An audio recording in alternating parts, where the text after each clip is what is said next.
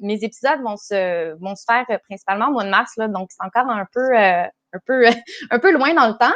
Mais en gros, le but, c'est vraiment de venir vous informer sur le regard un peu moderne là, de l'approche viscérale.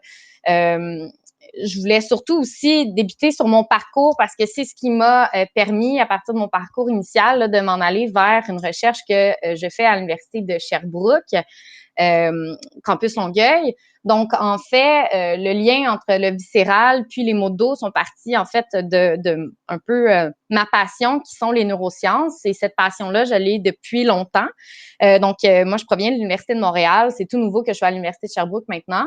Moi, je faisais un deuxième cycle sur les sciences psychiatriques. Donc, ça avait aucun lien, en fait, avec la douleur, avec l'ostéopathie ou rien de ça.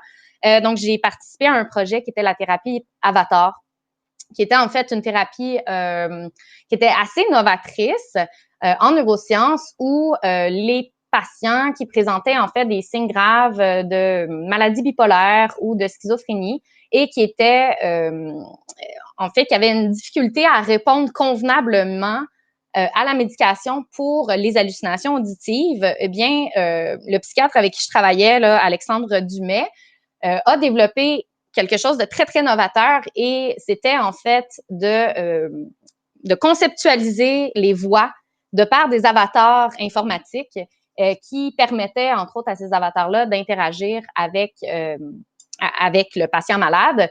Et souvent, c'est que ces avatars-là permettaient, entre autres, de moduler certaines voies nerveuses qui faisaient en sorte que les patients, ben, au bout de certaines séances, souvent autour de 5 ou 6 séances, les voix que le patient entendait, ben en fait, s'amenuisaient puis disparaissaient après un certain temps.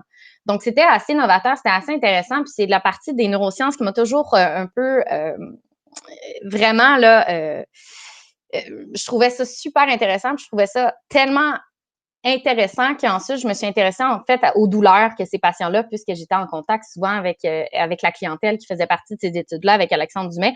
Puis, on avait remarqué, entre autres, qu'il y avait plusieurs types de douleurs, des douleurs viscérales, des douleurs musculo-squelettiques, et puis que ces thérapies par avatar-là permettaient, entre autres, aussi de diminuer les douleurs.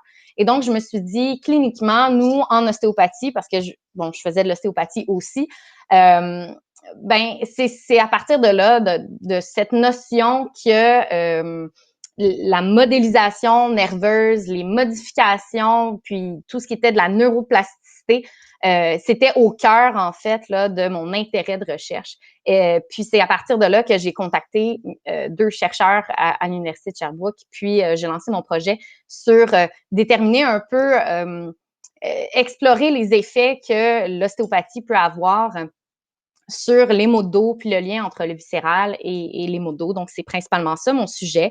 Puis, de par la revue littérature que j'en ai fait, de par le protocole que j'ai pu monter et qui va justement là, débuter, entre autres, au mois de janvier, ça va nous permettre, au mois de mars, peut-être, d'avoir des petites réponses à nos questions, à savoir quelles sont la clientèle qui répond le mieux en fait à l'approche viscérale dans la douleur, quel est aussi quel est le lien? On pense souvent au lien biomécanique ou mécanique entre les organes et bien sûr l'appareil musculo-squelettique, mais c'est pas toujours ça. C'est pas le mode de fonctionnement nécessairement qui est à prioriser. Donc moi, mon épisode ou mes 2 épisodes, en fait, vont porter littéralement là-dessus, à savoir la douleur qui est ressentie ou en fait, le soulagement qu'on peut avoir avec le traitement viscéral chez certains types de clientèle. Quel est ce type de clientèle en particulier? Le soulagement, il vient de où?